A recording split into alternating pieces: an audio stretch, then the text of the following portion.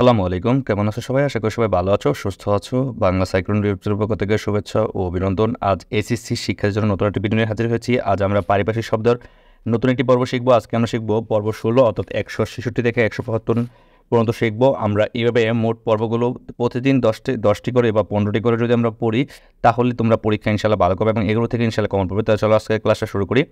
আজকে আমরা ১৪ নম্বর পর্বের মধ্যে আমরা ১৬৬ থেকে শিখবো। ১৬৬ হচ্ছে দেখো ফ্যাকাল্টি। ফ্যাকাল্টি হচ্ছে অনুষদ। যেমন আমরা যারা তোমরা ইউনিভার্সিটির ব্যবসা অনুষদ মানে কোন অনুষদে পড়ে, কোন ফ্যাকাল্টিতে পড়ে, সায়েন্স, আর্টস, কমার্সের যেমন এরকম ভাগ আছে এটা। তারপরে এই যে তাহলে ফ্যাকাল্টি হচ্ছে অনুষদ। ক্লিয়ার?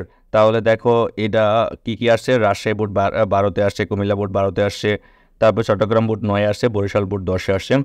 তারপরে দেখো ১৬৬ নাম্বার হয়েছে, ১৬৬ নাম্বার হয়েছে ফার্স্ট অর্থ হচ্ছে প্রহসন। ফার্স্ট অর্থ হচ্ছে প্রহসন। মাইকেল মধুসূদন দত্ত যেমন একে কি বলে সভ্যতা, বরিশালিকের গাড়ির, ওইগুলো হচ্ছে প্রহসন। ক্লিয়ার? অর্থাৎ প্রহসন জিনিসটা হচ্ছে এমন যে সমাজের বোল ত্রুটিকে হাস্যরসাত্মকভাবে তুলে ধরা, যেমন ইত্যাদির মধ্যে অনেকের বোলগুলোকে হাস্যরসাত্মকভাবে তুলে ধরে না, এরকম টাইপেরগুলোকে ছোটো নাটকগুলোকে বলে প্রহসন। তাহলে দেখো এটা বরিশাল বোর্ড ২৪ আসছে, দিনাজপুর ১৯ আসছে। তারপরে দেখো এরপর দেখো ফিউডাল অর্থ হচ্ছে সামন্ত বা সামন্ত।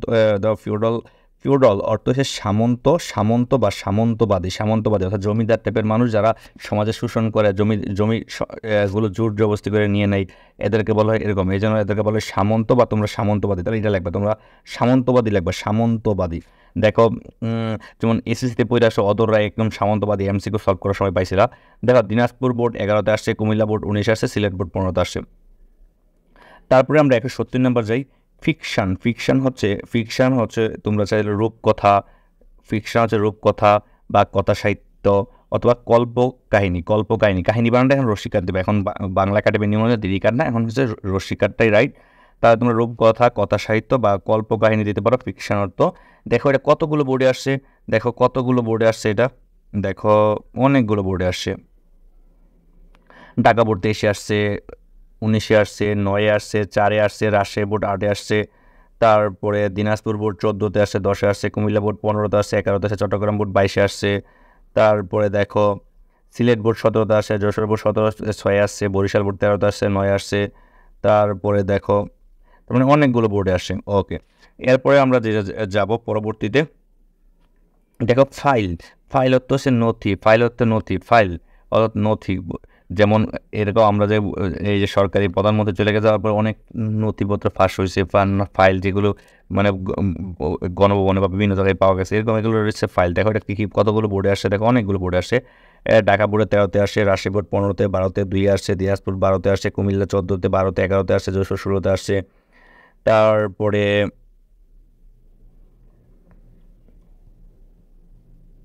দেখো চট্টগ্রাম 19-এ আসছে, 2-এ আসছে, বরিশাল 12তে আসছে, 4-এ আসছে, 3-এ আসছে। ক্লিয়ার?